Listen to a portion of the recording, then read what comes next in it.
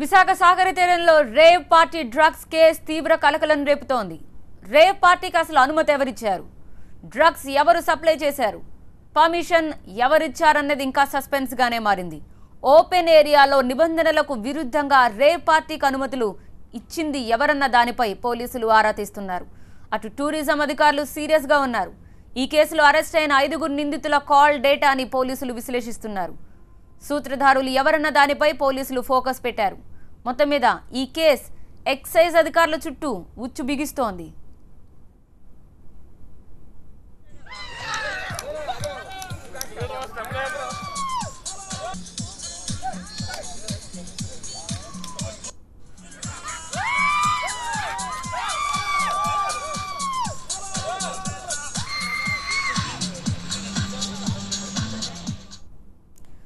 Rave party వ్యవహారంలో excise శాఖపైనే పోలీసులు ప్రధానంగా ఫోకస్ పెట్టారు. దీంతో గాజువాక ఎక్సైజ్ సూపరింటెండెంట్ సుబ్బారావు సెలవుపై వెళ్లినట్టు సమాచారం. రేవ్ పార్టీకి అనుమతి ఇచ్చిన ఎక్సైజ్ అధికారుల్ని వివరణ కోరేందుకు పోలీసులు సిద్ధంగా ఉన్నారు.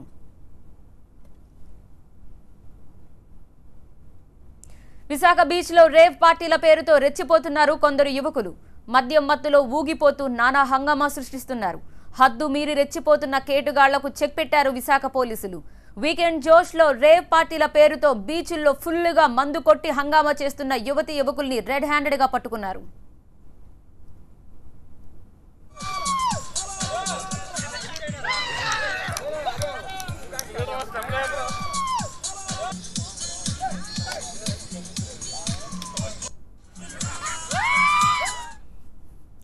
రేవ్ పార్టీ కేసులో సంతోష్, మహమ్మద్ ఖాజా, తేజ, ఓరుగంటి వాసుదేవులను పోలీసులు అరెస్ట్ చేశారు.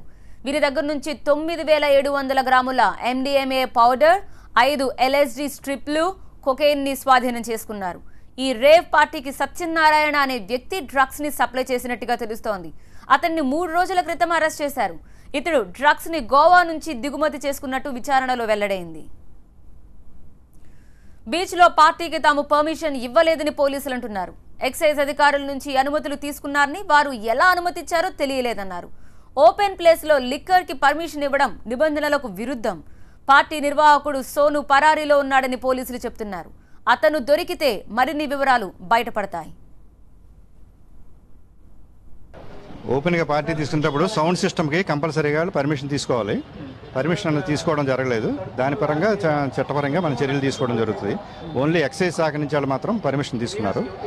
ఈ విషయంలో సిపి గారు కూడా స్పష్టమైన ఆదేశాలు ఇవ్వడం జరిగింది. ఆ దగ్గరున్న కళాశాలన్నింటి గీతం కానీ, ఇంజనీరింగ్ కానీ, అవి ఏవే కాలేజెస్ ఉన్నాయో అన్ని కాలేజెస్ దగ్గర కూడా అవేర్నెస్ క్యాంప్స్ కండక్ట్ చేయమని చెప్పారు. మేము కండక్ట్ చేసి మేము చెప్పిందే కాకుండా తల్లిదండ్రులు కూడా వాళ్ళ తాలూకా పిల్లలు కాలేజీకి వెళ్ళి వస్తున్నప్పుడు ఏమైనా జరుగుతుంటుంటే ఇమీడియట్గా మా దృష్టికి తీసుకొస్తే ఆనుకొండ సత్యనారాయణ అని ఒక ఆయన, కాండిన్య సంతోష్ అని ఒక ఆయన, కాజ్వా మొహిద్దీన్ చిష్టి అని ఒక ఆయన, నెక్స్ట్ ఓరుగంటి వాసుదేవ్ అని ఒక ఆయన, చాటముల తేజ అని ఒక ఆయన, వీళ్ళ 6 మొత్తం 10.200 grams MDMA powder, LSD blot 7 numbers, అంటే ఈ బ్లాట్స్ అంటే ఓన్లీ 4 మీద పెట్టుకునేవి, కొకైన్ 1.09 గ్రామ్స్, రిమైనింగ్ క్యాష్ వీళ్ళంతా కూడా సీజ్ చేయడం జరిగింది. వీళ్ళందరినీ కూడా రిమాండ్కి పంపించడం జరిగింది. పట్టుకోవాల్సింది ఆర్గనైజర్ దీంట్లో మనకి దొరకవలసింది సోను అంటారు అతన్ని యాక్చువల్గానే. అంటే అతని పేరు సాయి రాఘవ చౌదరి అని, అతన్ని సోను అని పిలుస్తుంటుంటారు, ఎలియాస్ సోను. అతను దొరికితే మరింత ముందుకు కేసు వెళ్ళడానికి అవకాశం ఉంటుంది. గోవాకి ఇంతకుముందు నుంచి కూడా అతను గోవాకి వెళ్ళి అక్కడ తన వాడి కొన్ని తీసుకురావడం, మళ్ళీ ఎవరికైనా ఉంటే అది అమ్మడం అటువంటి చేసేవాడు. ఆల్రెడీ గంజాయి సప్లై చేస్తా విజయనగరంలోనే ఇక్కడ కొన్ని కేసులు ఉన్నాయి. ఆల్రెడీ బెయిల్ మీద ఉన్నాడు అతను. అతనే దీనికి స్టార్ట్ చేశాడు. పార్టీ ఆర్గనైజర్ అంటే సోను. ఇతను మనకు దొరకవలసి ఉంది. యూత్ అందరికీ కూడా ఇక్కడ ఓన్లీ డ్రింక్స్ మామూలు లిక్కర్ పార్టీ అనే పెట్టడం జరిగింది. దాని గురించే లిక్కర్ పర్మిషన్ ఎక్సైజ్ శాఖ నుంచి తీసుకున్నారు. ఎక్సైజ్ శాఖ కూడా ఈ విషయంలో మరి మేము కొన్ని వాళ్ళ వివరణ తీసుకోవాల్సి ఉంటుంది. ఓపెన్ ప్లేస్లో ఎలాగ పర్మిషన్ ఇచ్చారనేది మాకు అర్థం కాలేదు. దానికి క్లోజ్డ్ సర్క్యూట్ అయి ఉండాలి. దానికి టాయిలెట్స్, బాత్రూమ్స్, ఇవన్నీ ఫెసిలిటీస్, ఫుడ్ సప్లై ఇవన్నీ ఉండాలి. ఓపెన్ స్పేస్లో పర్మిషన్ ఇవ్వడం జరిగింది. దాంట్లో ఒక ఎంటెక్ స్టూడెంట్ ఉన్నాడు, ఒకడు ఇంజనీరింగ్ అయిపోయిన తర్వాత ఒక 2 క్యాబ్స్ తీసుకుని చేసేవాడు ఒకడు ఉన్నాడు, ఒకడు ఫోటోగ్రాఫరు. ఇలాగా 4-5 ఉన్నారు. కాకపోతే అందరూ చదువుకున్న వాళ్ళే. విశాఖ బీచ్లో యువత రెచ్చిపోతోంది. బహిరంగ ప్రదేశాల్లో మద్యం సేవించి అశ్లీల నృత్యాలు చేస్తూ ఇతరులకు ఇబ్బంది కలిగిస్తున్నారు. ఒకే రోజు రాత్రి రిషికొండ, తాడికొండ బీచ్ల్లో రేవ్ పార్టీలు జరిగాయి.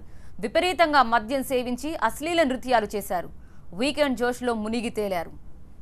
తాడికొండ బీచ్లో కొంతమంది యువతి యువకులు రేవ్ పార్టీ చేసుకుంటున్నట్లు పోలీసులకు సమాచారం అందింది. దీంతో పోలీసులు అక్కడికి చేరుకుని యువతి యువకుల్ని అరెస్ట్ చేశారు. అయితే రేవ్ పార్టీలు పోలీసులకు తెలిసే జరుగుతున్నాయంటున్నారు మహిళా సంఘం నేతలు. ఈ సంస్కృతి వెంటనే ఆపాలంటున్నారు. మార్కెట్లో విరివిగా డ్రగ్స్ దొరుకుతున్నాయంటున్నారు. తల్లిదండ్రులు కూడా అప్రమత్తంగా ఉండాలన్నారు. పార్టీలు అంత బహిరంగంగా జరుగుతుంటే పోలీసు వాళ్ళకి తెలియదు అనుకోవడం కరెక్ట్ కాదు. అది ఖచ్చితంగా తెలుసు. బట్ ఎందుకు ఎంకరేజ్ చేస్తున్నారు, అందులో పాల్గొంటున్న వాళ్ళు ఎవరనే దాన్ని ఇన్వెస్టిగేట్ చేయాలని మేము అడుగుతున్నాం. ఎందుకంటే పాల్గొంటున్న వాళ్ళందరూ ఉన్నత వర్గాలకు చెందినటువంటి వాళ్ళ పిల్లలు, కాలేజ్ స్టూడెంట్స్, తర్వాత అమాయకులు వెళ్తున్నారు అందులోకి. ఈ రకమైనటువంటి సంస్కృతి ఇక్కడ నడుస్తుందనే విషయం ఖచ్చితంగా ఇక్కడ అధికారులకి, ఉన్నతాధికారులకి, కలెక్టర్ లాంటి వాళ్ళకి తెలుస్తుంది. తెలియకుండా ఇవి జరుగుతున్నాయని అయితే మేము అనుకోవడం లేదు. వీటిని ఆపాల్సినటువంటి బాధ్యత. ఎందుకంటే యువతరం ఇప్పటికే యూత్, విమెన్ వీడంతా ఎటువంటి పద్ధతిలో నడుస్తున్నారో మనం చూస్తున్నాము. మరి ఇలాంటి వాటిని కూడా ఎంకరేజ్ చేస్తే కనుక విశాఖపట్నంకు ఉన్నటువంటి ఆ కల్చర్ అంతా కూడా దెబ్బతినే అవకాశం ఉంది. రేవ్ పార్టీలను ఆపాల్సిన బాధ్యత ఉన్నతాధికారులది, పోలీసు వాళ్ళది అనేది మేము స్పష్టం చేస్తూ దీని మీద తరో ఇన్వెస్టిగేట్ చేయండి. LSD, MDMA వంటి డ్రగ్స్ ఎక్కువగా ఇప్పుడు విశాఖ యువత విరివిగా వాడుతున్నారని డాక్టర్లు చెప్తున్నారు. వీటిని ఒకసారి వాడితే మళ్లీ మళ్లీ వాడాలనిపిస్తుందంటున్నారు. వీటికి అలవాటు పడిన వారు అవి లేకుండా ఉండలేరంటున్నారు. డోస్ ఎక్కువైతే ప్రాణాలు కూడా పోయే అవకాశం ఉందంటున్నారు. ఈ డ్రగ్స్కు అలవాటు పడిన వారు నేరస్తులుగా మారే అవకాశం ఉందంటున్నారు.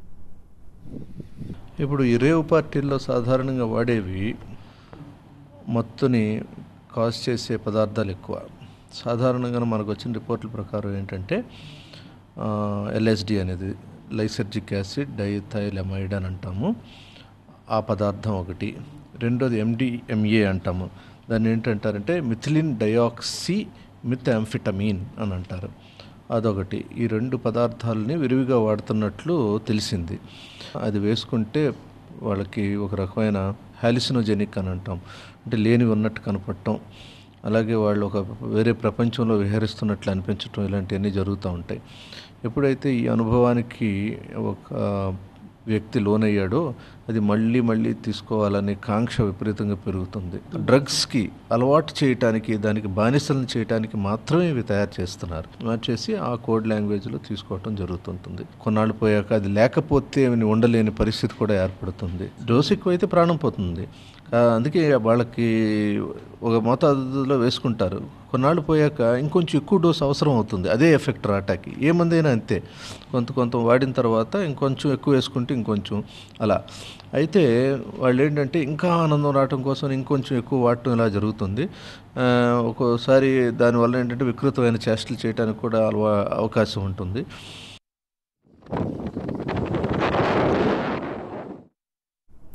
మా ప్రతినిధి ఖాజా దీనిపై మరింత సమాచారం అందించడానికి సిద్ధంగా ఉన్నారు. ఖాజా, కొన్ని ఏరియాల్లో బయటకు తెలిసిన ఓపెన్ సీక్రెట్ గా చెప్తూ ఉంటారు, కానీ ఎవరు పెద్దగా దృష్టి పెట్టట్లేదు విశాఖలో డ్రగ్స్ మాఫియాకి సంబంధించి అని చెప్తారు. అది నిజమా కాదా?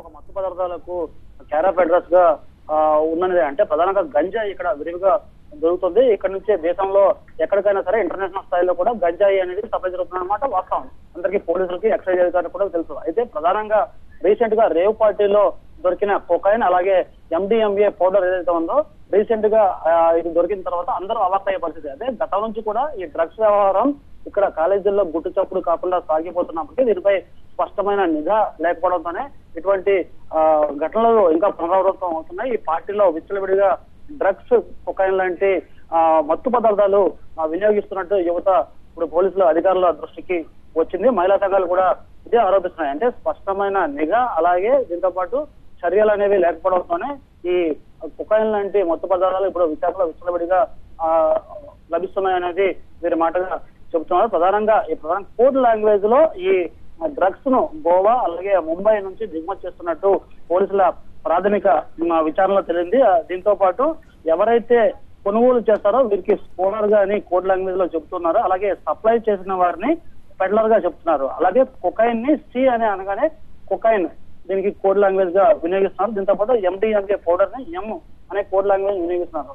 అయితే విశాఖలో ఏ స్థాయిలో ఈ విచ్చలవిడిగా ఈ డ్రగ్స్ దందా కొనసాగుతుందంటే ఏకంగా వాట్సాప్ గ్రూపులు, అలాగే ఫేస్బుక్ అకౌంట్లు, అలాగే ఈమెయిల్ ఐడీల ద్వారా ఆయా యువత అంటే ప్రధానంగా కాలేజ్ అమ్మాయిలు, యువకులు వీళ్ళని టార్గెట్ చేస్తున్న కొన్ని ముఠాలు వారికి సప్లై చేస్తున్నాయి. అంటే గోవా, ముంబై నుంచి ఈ డ్రగ్స్ ను తక్కువ ధరకి తీసుకొచ్చి ఇక్కడ ఒకటికి 2-3 ఇంతలు ఎక్కువగా వేసుకొని ఇక్కడ డ్రగ్స్ సరఫరా చేస్తున్నట్టు కూడా పోలీసుల విచారణలో వెలుగుతున్నాయి. అయితే ఇప్పటి వరకు పోలీసులు సత్యనారాయణ అనే డ్రగ్స్ సప్లయర్ తో పాటు మరో 4 అంటే టోటల్ గా ఇప్పటి వరకు 5గురిని అరెస్ట్ చేశారు. అదే ప్రధానంగా ఈ కేసులో A2 సుతబరైన సాయి రాఘవ అలియాస్ సోను, ఇతను పార్టీ నిర్వాహకుడు. ఈయన్ని ఇంకా పట్టుకోవాల్సి ఉంది. ఈయనకి నైజీరియాలతో పాటు ఇంటర్నేషనల్ లింకులు కూడా ఉన్నట్టు పోలీసులు గుర్తిస్తున్నారు. వాళ్ళు అంటే రిషికొండ కావచ్చు, బీచ్ కావచ్చు, లేకపోతే ఆడుకొండ కావచ్చు, కాస్త చాలా నిర్మానుష్యంగా అనిపిస్తూ ఉంటుంది. ఎప్పుడైనా సరే పెట్రోలింగ్ కానీ అక్కడ పోలీసింగ్ కానీ ఎలా ఉంటుంది? బికాస్ విరివిగా జరిగే అవకాశం ఉంది కాబట్టి అక్కడ నిత్యం తనిఖీలు అనేవి ఉంటాయా, ఉండవా? పర్టికులర్ గా రుషికొండ ప్రాంతం అనేది ఒక పర్యాటక ప్రాంతం. అక్కడ నిత్యం పోలీసు అధికారుల నిఘా ఉంటుంది, అక్కడ పెట్రోలింగ్ కూడా ఉంటుంది. ఈ పార్టీ రేవ్ పార్టీ వ్యవహారానికి వస్తే అక్కడ ఓపెన్ స్పేస్ లో బీచ్ ఫ్రంట్ లో డీజే సౌండ్లతో పార్టీ నిర్వహించాలంటే పోలీసుల పర్మిషన్ తప్పనిసరి. అటువంటిదేమీ అక్కడ పర్మిషన్ తీసుకోలేదు. దీంతో పాటు ఆ పార్టీ జరుగుతున్నప్పుడు 3 సార్లు పోలీసులు ఆ ప్రాంతానికి వెళ్ళి చెక్ చేసుకుని వచ్చారు. కానీ ఎటువంటి ఎవరిని కానీ ప్రశ్నించడం కానీ అక్కడ అనుమతులు ఉన్నాయా లేవా అని కూడా వాళ్ళు వెరిఫై చేసుకోలేదు. అయితే ఒకనొక సందర్భంలో నిర్వాహకులను అడిగేసరికి వాళ్ళు ఎక్సైజ్ శాఖ నుంచి తీసుకున్న పర్మిషన్ మాత్రమే చూపించారు. ఆ పర్మిషన్ చూసిన తర్వాత పోలీసులు వెనుతిరిగిపోయారు. అయితే ఆ డీజే సౌండ్ పర్యాటక ప్రాంతంలో అంత ఓపెన్ స్పేస్ లో ఆ పార్టీ జరుగుతున్నప్పుడు పోలీసుల నుంచి వాళ్ళు ఖచ్చితంగా పర్మిషన్ తీసుకోవాలి. ఆ పర్మిషన్ తీసుకోలేదు. దీనిపై పోలీసులు ఏమాత్రం ప్రశ్నించకుండా వెనుతిరగడం ఇప్పుడు అనుమానాలు రేకేస్తుంది. పోలీసులపై విమర్శల వర్షం కూడా కురిపిస్తుంది. మరోవైపు ఎవరైతే ఎక్సైజ్ అధికారులు అక్కడ ఓపెన్ గా లిక్కర్ అక్కడ సర్వ్ చేయడానికి పర్మిషన్ ఇచ్చారో ఆగమేఘాల మీద గంటల వ్యవధిలోనే కేవలం సాయంత్రం 4:30కి ఆ రోజు పార్టీ జరుగుతున్న 13వ తేదీ సాయంత్రం పర్మిషన్ ఇచ్చారో దానిపై కూడా పోలీసులు కూడా దృష్టి సారించారు. మరోవైపు ఎక్సైజ్ అధికారులపై పోలీసులు నెట్టివేసే ప్రయత్నం చేస్తున్నారు. పోలీసులు కూడా దీనిపై బాధ్యత వహించాలని మహిళా సంఘాలు అంటున్నాయి. అయితే ప్రస్తుతానికి ఎవరైతే పర్మిషన్ ఇచ్చారో ఆ ఎక్సైజ్ సూపరింటెండెంట్ సుబ్బారావు వారం రోజుల లీవ్ లో వెళ్లిపోయారు. అదే ఒత్తిడి కారణంగా వస్తున్న ఒత్తిడి కారణంగా ఈయన కూడా పర్మిషన్ ఇచ్చినట్టు పోలీసుల విచారణ కూడా వ్యక్తం అవుతోంది.